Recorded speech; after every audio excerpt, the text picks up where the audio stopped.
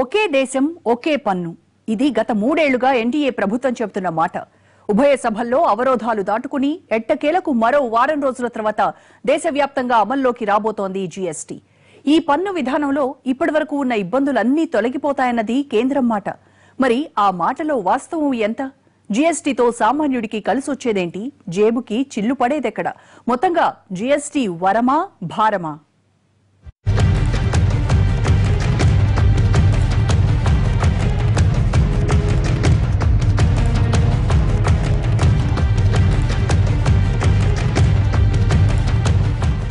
దేశవ్యాప్తంగా ఒకే రకమైన పన్ను, ఒకే దేశం ఒకే పన్ను అన్న ప్రతిపాదన నుంచి పుట్టుకొచ్చిందే జీఎస్టీ.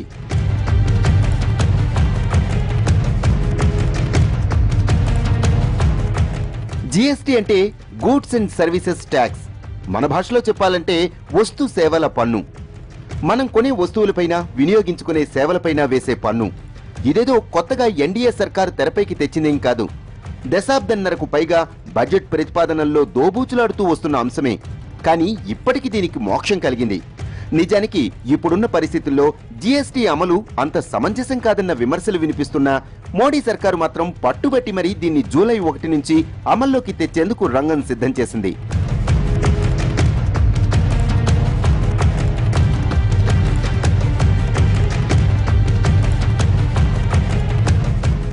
దేశంలో పన్నుపై పన్ను వేసే పద్ధతిని నిర్మూలించడానికి చేస్తున్న ప్రయత్నమే జీఎస్టీ. సంప్రదాయంగా ఉన్న పన్ను విధానాల్లో ఒక వస్తువు వినియోగదారునికి చేరే క్రమంలో ముడిసరుకు నుంచి తయారీ, హోల్సేల్, రిటైల్ వరకు అన్ని దశలు దాటుకుని వచ్చేటప్పుడు ప్రతి దశలోనూ పన్నులు పడతాయి. ఇక సేవల విషయంలో కూడా 2-3 రకాలుంటాయి. ఈ పన్నులతో పాటు సెస్సులు అదనంగా ఉంటాయి. ఇలా ఈ ప్రతి ఒక్క దశలోనూ కొంత విలువ పెరుగుతూ వస్తుంది. విలువ పెరిగిన ప్రతిసారి పన్ను భారం కూడా పెరుగుతుంది. ఈ పన్ను భారాన్ని అన్ని దశల్లోనూ కట్టాల్సి ఉంటుంది. ఇలా మొదటి దశలో చెల్లించిన పన్ను మీద ఆ తర్వాత ప్రతి దశలోనూ అదనంగా పన్ను పడుతుంది. ఇలా అన్ని దశలు దాటే వరకు పన్ను మీద కూడా పన్ను పడుతుంది. అసలు ఇప్పటి వరకు వస్తువుల మీద వేసే పన్నుల విధానం ఇంతే సంక్లిష్టంగా ఉంది. కేంద్రాలు వేసే సెంట్రల్ ఎక్సైజ్, రాష్ట్రాలు వేసే వ్యాట్లు, స్థానిక పన్నులు, entertainment tax, luxury tax, entry tax, octroi, ఇలా ఒక్కో స్థాయిలో ఒక్కో పన్ను ఉంటుంది. ఒక్కో రాష్ట్రంలో ఒక్కో పన్ను విధానం అమల్లో ఉంటుంది. ఇంత సంక్లిష్టంగా ఉన్న పన్నుల ప్రక్రియను సులభతరం చేసేందుకే జీఎస్టీ ప్రవేశపెడుతున్నామన్నది కేంద్ర ప్రభుత్వం చెబుతున్న మాట.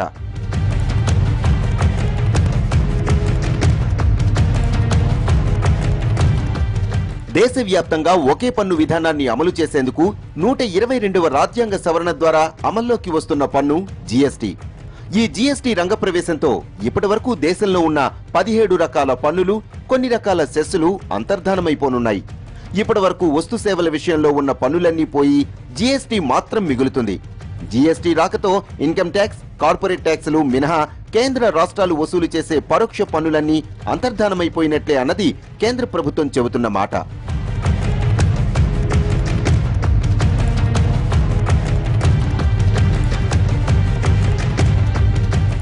నిజానికి ఒకే దేశం ఒకే పన్ను వినడానికి చాలా సౌకర్యంగా ఉన్నమాట. అయితే ఇప్పటి వరకు ఉన్న పన్నుల విధానమే సామాన్యుడికి అర్థం కావటం లేదు. పోనీ కనీసం జీఎస్టీ అయినా అర్థమైందా అంటే అందరూ తెల్లముఖమే వేస్తున్నారు. ఎందుకంటే అసలు ఈ జీఎస్టీ ఎలా లెక్కిస్తారో ఎవరికీ తెలియదు, ఎలా అమలవుతుందో ఎవరికీ తెలియదు. దీంతో మరింత గందరగోళం నెలకొంది.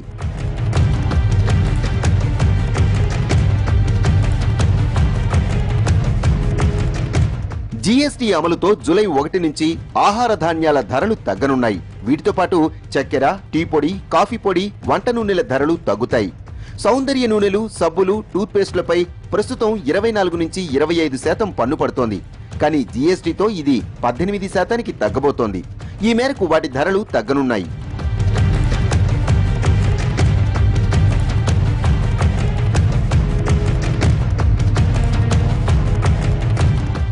ఇక బియ్యం, పాలు, గుడ్లు, పెరుగు, తృణధాన్యాలు, పప్పు దినుసులు వంటి వస్తువులపై ఇప్పటి వరకు 5% పన్ను ఉండేది. కానీ వాటిని ఇప్పుడు 0% స్లాబ్లోనికి తీసుకొచ్చారు. దీంతో వాటి రేట్లు తగ్గుతాయి. అయితే ఇక్కడో చిన్న మెలికుంది. ఈ పప్పులు, ఉప్పులన్నీ పచారీ కొట్లలో విడిగా కొంటేనే పన్ను మినహాయింపు వస్తుంది. అదే కంపెనీలు చేసిన ప్యాక్డ్ వస్తువుల్లో కొంటే పన్ను భారం తప్పదు.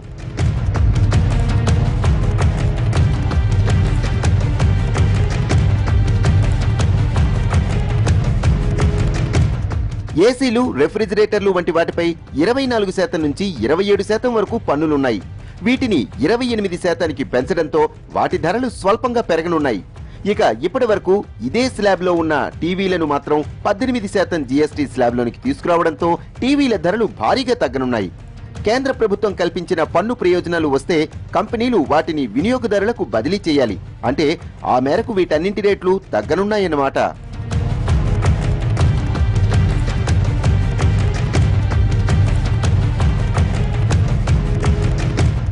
కూల్ డ్రింక్స్, హెల్త్ డ్రింక్లు, చాక్లెట్లు, చూయింగమ్స్ వంటి వాటిపై ఇప్పటి వరకు 23% పన్ను ఉంది.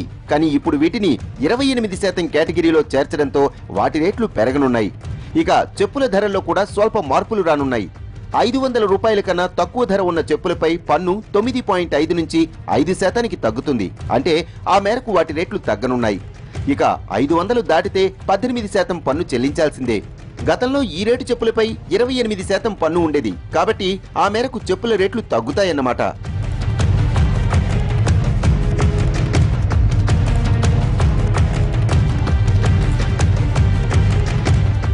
సిగరెట్ల మీద పన్ను భారీగా వడ్డించారు. ఇప్పటి వరకు ఉన్న పన్ను శాతాన్ని ఏకంగా 28% పెంచారు.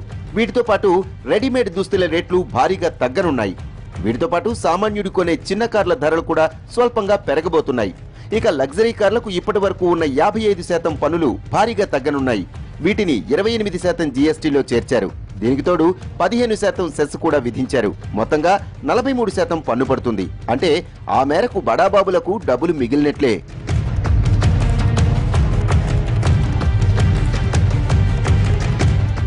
అన్ని వస్తువుల్ని, సేవల్ని ఈ 4 స్లాబుల పరిధిలోనికి తెచ్చిన జీఎస్టీ కౌన్సిల్ ఒక్క బంగారానికి మాత్రం కొత్తగా ఓ స్లాబును చేర్చింది. దీని ప్రకారం బంగారంపై పన్నును 3%గా నిర్ణయించింది. ఇప్పటి వరకు బంగారంపై పన్నును ఒక్కో రాష్ట్రంలో ఒక్కోలా వసూలు చేస్తున్నారు. అందుకే బంగారం రేటు ఒక్కో రాష్ట్ర మార్కెట్లో ఒక్కోలా ఉంటూ వచ్చింది. కానీ ఇప్పుడు జీఎస్టీతో ఈ పరిస్థితి మారబోతోంది. ఇప్పటి వరకు సగటున 2% వరకు ఉన్న ఈ పన్నులు ఇప్పుడు 3%కి పెరగడం అన్నది కాస్త ఇబ్బందికరమైన అంశమే. జీఎస్టీ అమలుతో బంగారం రేటు కాస్తంత పెరిగే అవకాశం ఉంది.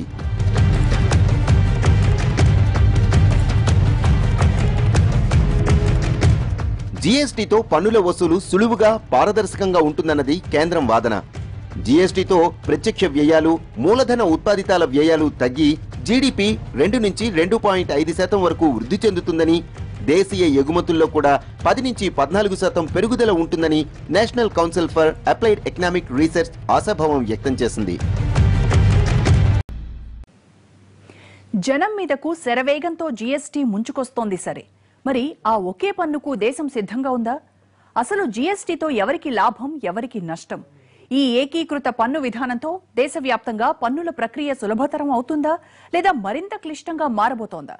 జీఎస్టీతో పెనం మీద నుంచి పొయ్యిలోకి పడుతున్నామా, లేక పన్ను కష్టాల నుంచి గట్టెక్కుతున్నామా? ప్రపంచవ్యాప్తంగా 150కి పైగా దేశాల్లో జీఎస్టీ అమల్లో ఉంది. అయితే ఆయా దేశాల సామాజిక ఆర్థిక పరిస్థితులను బట్టి అక్కడ జీఎస్టీని అమలు చేస్తున్నారు. అయితే పులిని చూసి నక్కలు వాత పెట్టుకున్నట్లు ఆ దేశాలను చూసి మనం ఇప్పుడు హడావిడిగా జీఎస్టీని అమలు చేస్తున్నామా అన్న అభిప్రాయాలు వినిపిస్తున్నాయి. అసలు ఇప్పుడు ఇంత హడావిడిగా జీఎస్టీని ఎందుకు ఇంప్లిమెంట్ చేస్తున్నారు? అసలు మన దేశంలో ఇన్ని పన్నులు తీసేసి ఒక్క పన్నును అమలు చేయటం సాధ్యమేనా? అనుకున్నంత సులువుగా జీఎస్టీని అమలు చేయవచ్చా? ఇలా ఎన్నో ప్రశ్నలు వినిపిస్తున్నాయి.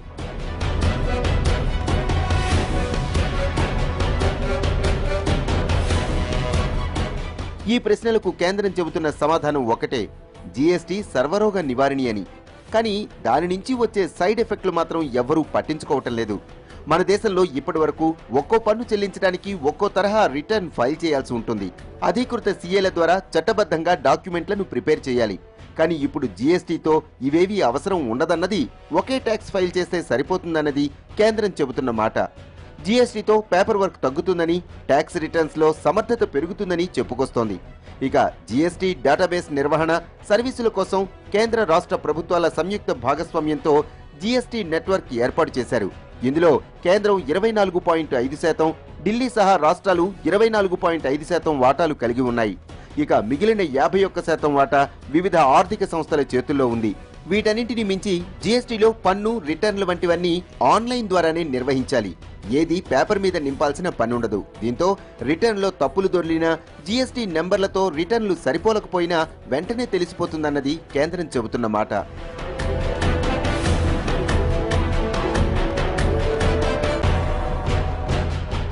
ఈ సౌకర్యాలు, సదుపాయాలు వినడానికి చాలా చక్కగా ఉన్నాయి. ఇక మరో వారం రోజుల్లో అమల్లోకి రాబోతున్న జీఎస్టీకి అంతా సిద్ధం చేసేశామని కేంద్రం చెప్పుకొస్తోంది. అయితే జీఎస్టీ కేంద్రం చెప్పినంత సులువు కాదనేది వ్యాపారస్తుల అభిప్రాయం. ఎందుకంటే ఇప్పటి వరకు జీఎస్టీ అంటే ఏమిటో కూడా పూర్తిగా అవగాహన లేదంటున్న వ్యాపారస్తులు చాలా మందే ఉన్నారు.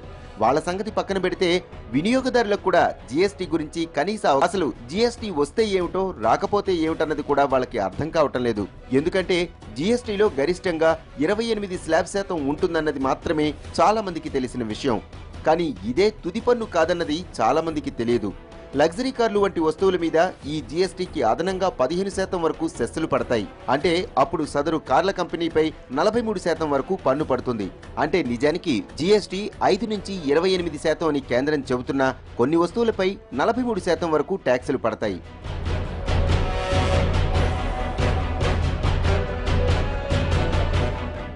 ఇక దేశవ్యాప్తంగా ఒకటే పన్ను అని చెబుతున్న జీఎస్టీలో కూడా 3 రకాలున్నాయి. వాటిలో మొదటిది సెంట్రల్ జీఎస్టీ, రెండోది స్టేట్ జీఎస్టీ, మూడోది ఇంటిగ్రేటెడ్ జీఎస్టీ. ఇందులో సెంట్రల్ జీఎస్టీ అంటే కేంద్ర పరిధిలోని central excise, additional excise duty, customs, service tax, surcharge, countervailing డ్యూటీలను విలీనం చేసే జీఎస్టీ ఇది. ఇక స్టేట్ జీఎస్టీలో ఇప్పటి వరకు రాష్ట్రాల పరిధిలో ఉన్న VAT, sales tax, luxury tax, కొనుగోలు పన్ను, వినోద పన్ను, స్థానిక పన్ను, అంతర్రాష్ట్ర పన్ను, లాటరీ, బెట్టింగులపై విధించే పన్నులు ఈ జీఎస్టీలో విలీనం అవుతాయి. ఇక వీటితో పాటు ఇంటిగ్రేటెడ్ జీఎస్టీలో ఏదైనా ఉత్పత్తులు, లావాదేవీలు 2 రాష్ట్రాల్లోని సంస్థల మధ్య జరిగిన పక్షంలో ఈ జీఎస్టీ చెల్లించాలి. ఇక్కడ ఒకే రకమైన పన్ను ఉంటుంది. అది కూడా నేరుగా కేంద్రం ఖాతాలోనికి వెళుతుంది. దిగుమతి చేసుకునే ఉత్పత్తులు, సేవలపై పన్ను కూడా ఐజీఎస్టీ పరిధిలోనికే వస్తాయి. ఈ 3 జీఎస్టీల గురించి వ్యాపారస్తులకు పూర్తి స్థాయి అవగాహన లేదన్నది విస్పష్టం. జీఎస్టీ ప్రయత్నం ఓవరాల్గా థియరిటికల్గా సైద్ధాంతికంగా చూసుకుని సిద్ధాంతపరంగా చూసుకుంటే జీఎస్టీ మంచిదే. ఎందుకంటే ఒక దేశంగా మొత్తాన్ని సమైక్యపరుస్తుంది. జీఎస్టీ అనేది ఆర్థికంగా దేశాన్ని ఒక సింగిల్ యూనిట్గా తీసుకొస్తుంది కాబట్టి ఇది మంచిదే ఆ రకంగా.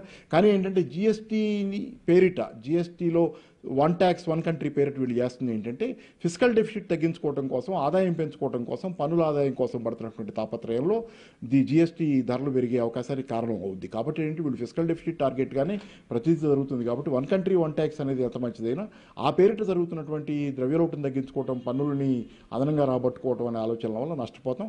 అలాగే రాష్ట్రాలకు కూడా కొన్ని ఇబ్బందులు ఉంటాయనేది కొంతకాలం నుంచి మనం అనుకుంటున్నాం.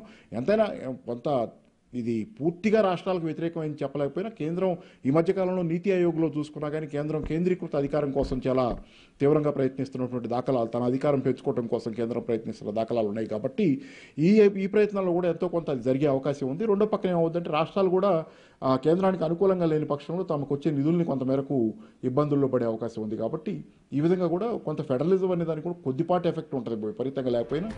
నిజానికి జీఎస్టీ నినాదం చెప్పేది ఒక్కటే, పన్నుల ప్రక్రియను అత్యంత సులభతరం చేయటం, పన్నులు తగ్గడం ద్వారా వచ్చే లాభాలను వినియోగదారుడికి అందేలా చేయటం, ఇక దేశవ్యాప్తంగా ఒకే పన్ను విధానాన్ని అమలు చేయటం. విదేశాల్లో అయితే జీఎస్టీ ఇదే రూపంలో అమల్లో ఉంది. ఉదాహరణకు సింగపూర్లో జీఎస్టీ 7%గా ఉంది.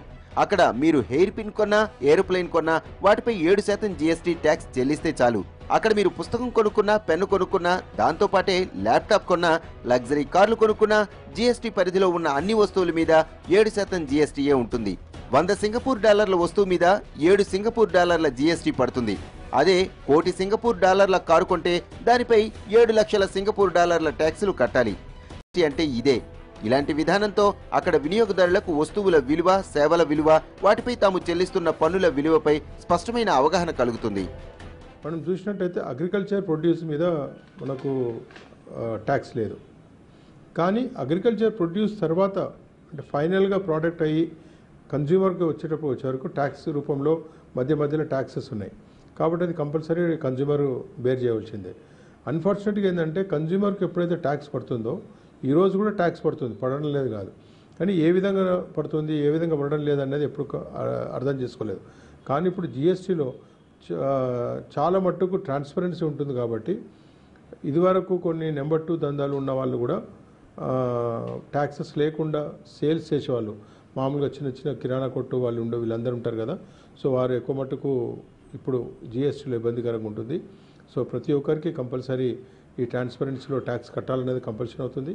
సో ఈ భారం మొత్తం కామన్ మ్యాన్ పోయే అవకాశం కంపల్సరీ. సో కామన్ మ్యాన్ బడ్జెట్లో రెగ్యులర్గా చూసినట్టయితే ఇంక్రీజ్ అయ్యే అవకాశం కూడా ఉంటుంది.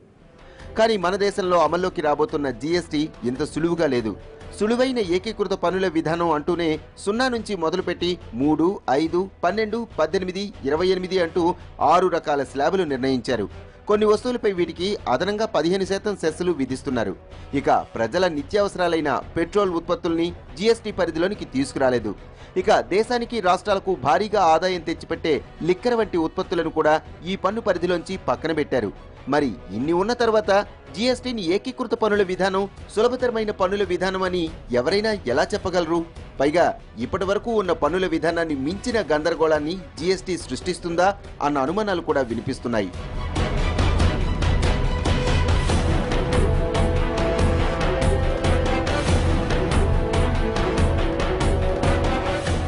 అసలు జీఎస్టీ ప్రకటించిన రోజు స్లాబులు ఒకలా ఉన్నాయి. ఆపై మీటింగులు జరిగిన ప్రతిసారి స్లాబులు మారిపోతున్నాయి. స్లాబులో వస్తువులు మారుతున్నాయి. వీటన్నింటి గురించి ప్రజలకు కనీస సమాచారం కూడా లేదు. గత 6 నెలల కాలంగా దేశవ్యాప్తంగా జీఎస్టీ వస్తోందన్న చర్చే జరుగుతోంది తప్ప దాని గురించి పూర్తిస్థాయి అవగాహన అయితే ప్రజల్లో కలగలేదు, ప్రభుత్వాలు కలిగించలేదు. ఇలా జీఎస్టీ మీద ఇప్పటికీ కోట్ల మంది ప్రజల్లో, వ్యాపారుల్లో అనుమానాలు, అంతులేని భయాలు, ఆందోళనలు నెలకొన్నాయి. మరి వీటిని ఏమీ తీర్చకుండా హఠాత్తుగా హడావిడిగా అమల్లోకి తీసుకురావటం నిజంగా ప్రజల్ని ఇబ్బందుల పాలు చేసే అంశమే అంటున్నారు ఆర్థిక నిపుణులు.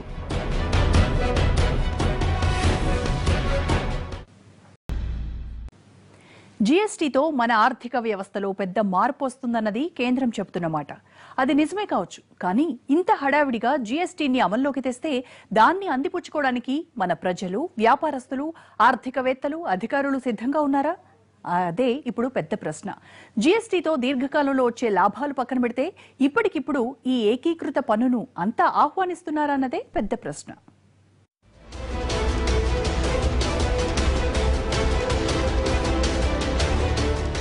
ఒకే దేశం ఒకే పన్ను అని ప్రకటించి చివరికి అందులో 6 స్లాబులు పెట్టినప్పుడే దాని ప్రాథమిక లక్ష్యం దెబ్బతిన్నట్లయింది. పోనీ ఇదైనా ఒక పద్ధతి ప్రకారం ఉందా అంటే అదీ లేదు. ఎలక్ట్రానిక్ గూడ్స్ అన్ని ఒకే స్లాబ్లో వేస్తే సరే అనుకోవచ్చు. కానీ ఫ్రిడ్జ్లు, ఏసీల్ని 28% స్లాబ్లో పెట్టి టీవీలను మాత్రం 18% స్లాబ్లోకి చేర్చారు. ఒకే కంపెనీ తయారు చేసే ఈ 2 వస్తువుల్లోనూ 2 రకాల ట్యాక్సులుంటే వాటి తయారీ విధానం నుంచి ఏ రకంగా ట్యాక్సులు పడతాయన్నది ప్రస్తుతానికైతే తెలియదు.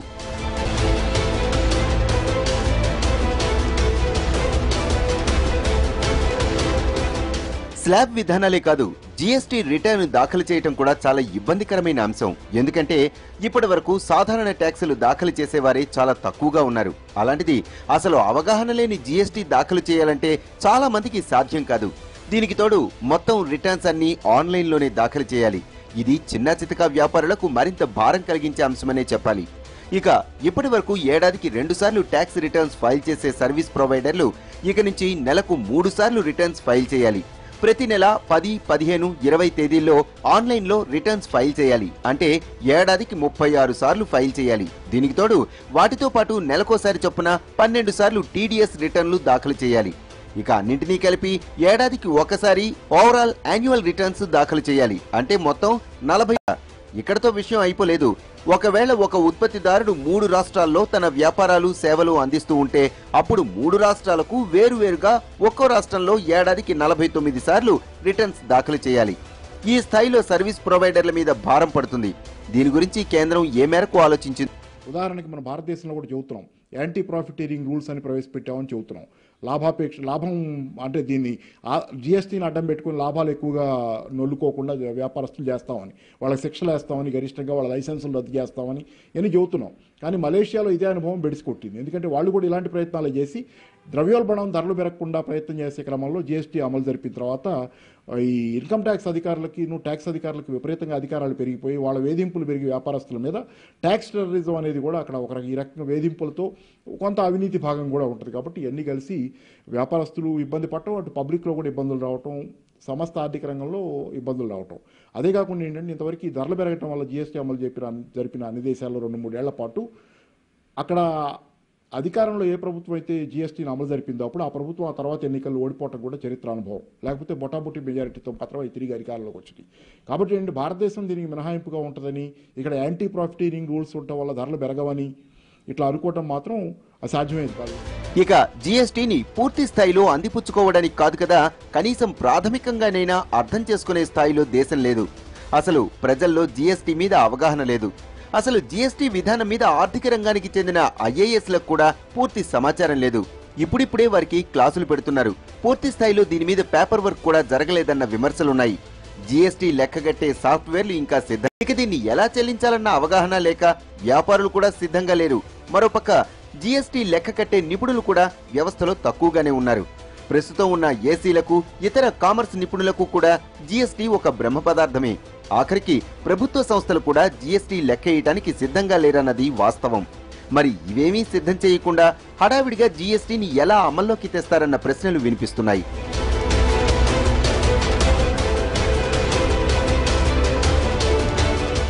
మొత్తంగా జీఎస్టీ వల్ల దీర్ఘకాలంలో దేశానికి జరిగే మేళ్లు కోకొల్లలున్నా ఇప్పటికిప్పుడు ఏమాత్రం సంసిద్ధత లేకుండా దానిని జనం మీద రుద్దేయాలనుకోవటం మాత్రం ఇబ్బందులు కలిగించే అంశమన్నదే చాలా మంది ఆర్థికవేత్తల అభిప్రాయం. 127 కోట్ల భారతదేశ జనాభాలో సంపన్న వర్గం కేవలం 10% ఉంటుంది. మిగిలిన వాళ్లంతా మధ్యతరగతి, నిరుపేదలే. ఇందులో 30% దారిద్ర్య రేఖకు దిగువన ఉంటారు. మిగిలిన 60% మధ్యతరగతి వర్గం. వీళ్లు కూడా సంపన్న వర్గాలను చూసి తాము కూడా అలా ఖర్చు పెట్టాలన్న తపన పెరగడంతో కొత్తగా ఇందులో ఉన్నత మధ్యతరగతి అన్నది పుట్టుకొచ్చింది. ఇలా ఎన్ని తరగతులున్నా దేశంలో ఉన్న మెజారిటీ ప్రజలు ఖర్చు చేసే ప్రతి రూపాయి మీద, పొందే సేవల మీద పన్నులు పెరుగుతాయన్నది ఇప్పటికీ విస్పష్టం. నిజానికి ఇప్పటి వరకు మన దేశంలోకి దిగుమతి అయ్యే సెల్ ఫోన్లు, ల్యాప్టాప్లు అన్నింటి మీద ఇంపోర్ట్ ట్యాక్స్ మొదలు పెడితే చివరికి వచ్చే లోకల్ ట్యాక్స్ వరకు లెక్కేస్తే అయ్యే పన్నుల కన్నా ఇప్పుడు జీఎస్టీతో పడే పన్నులే ఎక్కువ. అంటే వచ్చే నెల నుంచి మనం కొనబోయే స్మార్ట్ ఫోన్ల ధరలు పెరగనున్నాయన్నమాట. దీనికి తోడు స్మార్ట్ ఫోన్ సర్వీసెస్ పైన భారం పడుతుంది. ఇప్పటి వరకు 15% ఉన్న ట్యాక్స్ ఇకపై 18% పెరుగుతుంది. సామాన్యుడు ఇకపై మొయ్యాల్సిందే. డెఫినెట్గా జీఎస్టీ మనం అనుకున్నంత లాభసాటిగా కామన్ మ్యాన్కు ఉండదని మాత్రం చెప్పవచ్చు. రెండోది చూసినట్టయితే ఇప్పుడు మనం జూలై 1కు జీఎస్టీకి వెళ్ళాలన్నది చాలా రోజుల నుంచి వెయిట్ చేస్తున్నాం. కాబట్టి ఈవెన్ ఇండస్ట్రియలిస్ట్ కూడా అందరూ రావాల్సిందే, జీఎస్టీ ఇంకా లేట్ చేయొద్దు అన్నది అందరికీ అభిప్రాయం. కానీ ఈరోజు చూసినట్టయితే తిప్పి కొడితే ఇంత 10 రోజులు లేదు, ఇంకా వారం రోజులు ఉంది. కానీ ఎన్నో ఇష్యూస్లో, టెక్నికల్ ఇష్యూస్లో ఈ రోజు వరకు కూడా మనం అప్డేట్ కాలేదు. ఇంకా అంటే సాఫ్ట్వేర్లో ఇష్యూస్ ఉన్నాయి, ఇన్వాయిసెస్లో ఇష్యూస్ ఉన్నాయి. తర్వాత రేపు 30th జూన్కు మన దగ్గర ఉన్న స్టాక్ సంబంధించిన రిటర్న్స్ ఇవ్వడానికి కొన్ని ఇష్యూస్ ఉన్నాయి. సో ఇవన్నీ చూసినట్టయితే ఇంకా ఎన్నో ఇష్యూస్ మీద మనము అవగాహన సరిగా లేకుండా ఉన్నాం. ఇప్పుడు స్మాల్ స్కేల్ సెక్టర్లు ఎప్పుడైతే ఉంటారో వారికి ఈ అవగాహన అనేది చాలా తక్కువ ఉంటుంది. వీరికి కనీసం ఒక రెగ్యులర్ మీటింగ్స్కి వచ్చినట్టయితే ప్రతి ఒక్కసారి వచ్చేసి ఒక్కొక్క సబ్జెక్ట్ మనం చూసినట్టయితే వారికి బహుశా ఒక 10-15 మీటింగ్లు అటెండ్ అయిన తర్వాత ఒక 10%, 15% అవగాహన ఉంటుంది. అప్పుడు ముందుకెళ్ళడానికి అవకాశం ఉంటుంది. మొత్తంగా జీఎస్టీ పరిధిలో ఉన్న 1214 వస్తువులు, 400 సేవల్ని బేరీజు వేసి చూస్తే సామాన్య, మధ్యతరగతి వర్గాలు నిత్యం ఎక్కువగా వినియోగించే వస్తువులు, సేవలే ఎక్కువగా ఉన్నాయి. 6 నెలల కిందటే డిమానిటైజేషన్ నిర్ణయంతో మధ్యతరగతి వర్గం తీవ్రమైన ఇబ్బందుల్లో పడిందనే చెప్పాలి. దీంతో వ్యవస్థలో డబ్బులు లేకపోవడంతో ప్రజలంతా చచ్చినట్లు బ్యాంకింగ్ సేవల వైపు అనివార్యంగా మళ్లాల్సి వచ్చింది. ఇక ఇప్పుడు ఇన్నాళ్లు లేని వస్తు సేవల్ని కూడా జీఎస్టీ పరిధిలోనికి తెచ్చి వాటి ద్వారా మధ్యతరగతి ప్రజలపై మరింత భారం వేయబోతోంది. దేశంలో ఉన్న 10% సంపన్న వర్గానికి కించిత్ కూడా టచ్ చేయని జీఎస్టీ కౌన్సిల్ కేవలం మిడిల్ క్లాస్, నియో మిడిల్ క్లాస్లను మాత్రమే టార్గెట్ చేసింది. ఇప్పుడు కొత్తగా వస్తున్న పనులతో అన్ని వస్తువులు, సేవలతో అదనపు భారాన్ని మోయాల్సింది అల్టిమేట్ గా మధ్యతరగతి జీవులే అన్న విమర్శలు వినిపిస్తున్నాయి. నిజానికి ఆటోమొబైల్ రంగంలో లగ్జరీ కార్ల ధరలు భారీగా తగ్గనున్నాయి. కానీ సామాన్యుడు కొనుక్కునే కార్ల ధరలు మాత్రం పెరుగుతున్నాయి. అంటే ఈ జీఎస్టీతో కేంద్రం ఎవరికి న్యాయం చేసినట్లు అన్న ప్రశ్న వినిపిస్తోంది.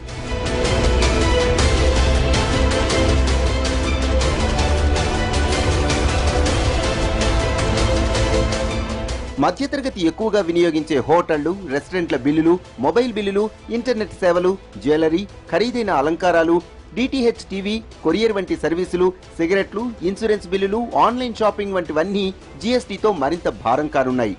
జీఎస్టీ అమల్లో పాటు వీటికి మధ్యతరగతి దూరంగా ఉండొచ్చేమో కానీ శాశ్వతంగా మాత్రం కాదు.